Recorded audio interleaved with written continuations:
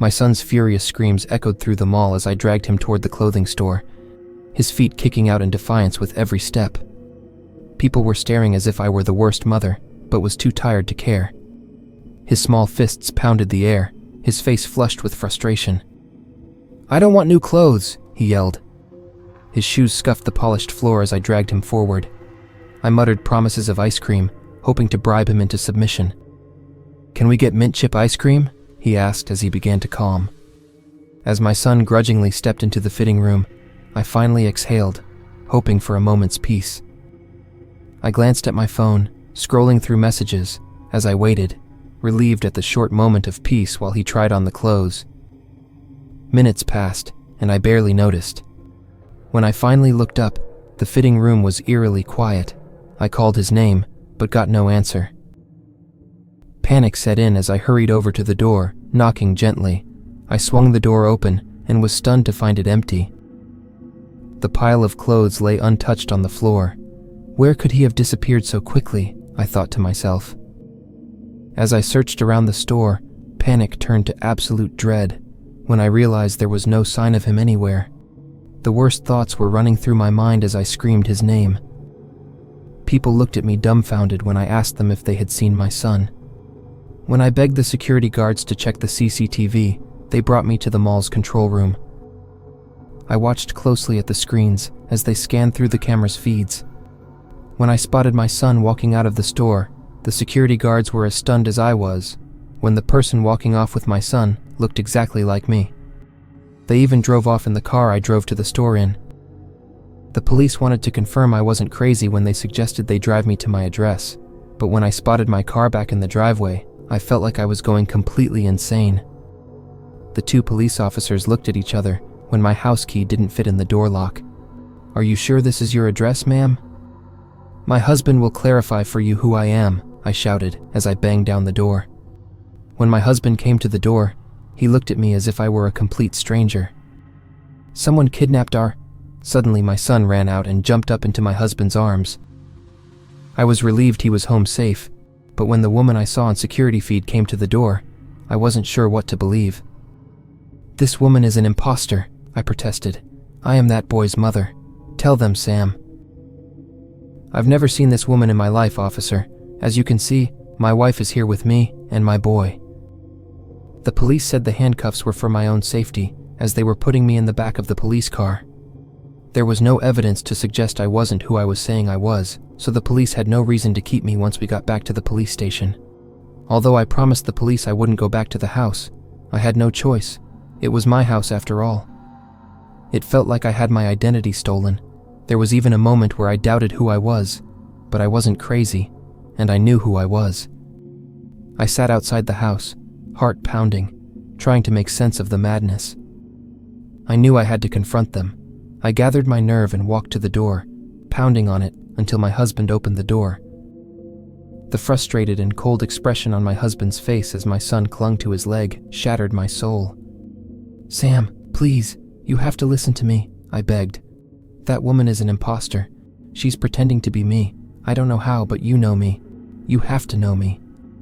The woman appeared behind him and stood calm and collected. She rested a hand on Sam's shoulder and looked at me with pity in her eyes. "I think you should leave before things get worse for you," she said softly, as if speaking to a lost child. My son stared up at me with a confused look on his face. "Mommy?" he asked, unsure, glancing between us. My heart broke as I crouched down to his level. "Sweetie, it's me," I whispered, tears welling up. "I'm your mom. Remember our favorite bedtime stories? We went to the mall today. You were upset about getting clothes, and we were going to get mint chip ice cream afterward." His face scrunched up in confusion, but before he could say anything, the woman stepped forward. "Honey, we already had mint chip ice cream at home, remember?" she said, kneeling down next to my son. Sam pulled my son close, his eyes narrowing at me. "I don't know what you're trying to pull," he said coldly, "but this is my wife and our son. Please leave us alone." I waited down the street out of sight, keeping my eyes fixed on the house. My mind raced with everything that had happened, and I felt trapped in some twisted nightmare. Hours passed before I saw Sam leave with our son, heading off in his car. I got out of the car and cautiously approached the house as my heart pounded in my chest. As I neared the door, it suddenly opened, and there she was, stepping out onto the porch like she owned the place. "Who are you?" I demanded, my voice shaking with both rage and fear. "What do you want with my family?" She just smirked, tilting her head slightly. "You're not supposed to be here," she said calmly, as if I were the intruder in my own life. "That's my life inside. You can't just take it," I snapped, stepping closer. Her smile didn't falter. "I already have," she whispered. "You should leave. You don't belong here anymore." I stood frozen as the rage built inside me. As soon as her smug words hit me, something inside snapped. Without thinking, I lunged forward and shoved the imposter into the house. She stumbled back, eyes wide in surprise, before quickly regaining her balance. I rushed in after her, but before I could get another word out, she struck. Her fist slammed into my stomach, knocking the wind out of me. I gasped, doubling over in pain. "You're making a mistake," she hissed. I tried to fight back, but she was terrifyingly strong. She grabbed me by the collar and threw me against the wall, the impact sending shockwaves through my body. Dazed, I scrambled to my feet. My only thought now was survival. She lunged for me again, but I dodged her grasp and ran toward the stairs. I could hear her footsteps pounding behind me, getting closer. My heart raced as I sprinted up the stairs, desperate to get away. But just as I reached the top, she grabbed my ankle, pulling me backward. I kicked out wildly, and in one desperate move, I twisted and shoved her as hard as I could. She toppled backward, tumbling down the stairs. I heard the sickening crack as her neck snapped at the bottom, and her body twisted unnaturally. For a moment, there was silence, and I caught my breath, thinking it was over. But then, to my horror, her body twitched.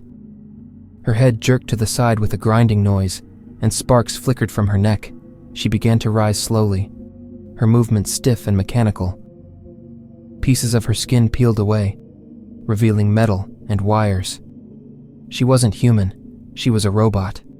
Her eyes flickered, and a distorted voice emerged. "I just wanted to be perfect. Isn't that what you always wanted?" Suddenly, the light in her eyes flickered and slowly dimmed before she fell to the floor.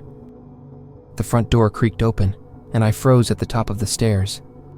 My heart was pounding as Sam stepped into the house with our son.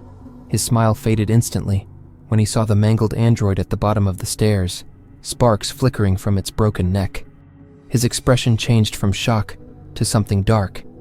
He slowly set our son down before telling him to wait in the car. As the boy ran outside, Sam's gaze focused back to me, his eyes narrowing in a way I'd never seen before.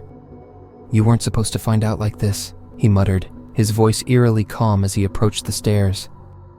"I thought I had more time to perfect her." I backed away, as dread crept up my spine as the weight of his words began sinking in. "Sam, what is this? What did you do?" He didn't answer immediately, his eyes drifting toward the broken android. "You always wondered what I did at work, didn't you? I've been working on this for years. Lifelike androids, advanced robotics. She was supposed to be perfect, the perfect wife, the perfect mother, no flaws, no doubts." His voice became bitter as his gaze locked onto mine. "Unlike you." I took a step back, my mind racing. I knew Sam worked for a robotics company, but I had no idea how close he was to creating something so real, something meant to replace me. "You were going to replace me?" I whispered, my voice trembling.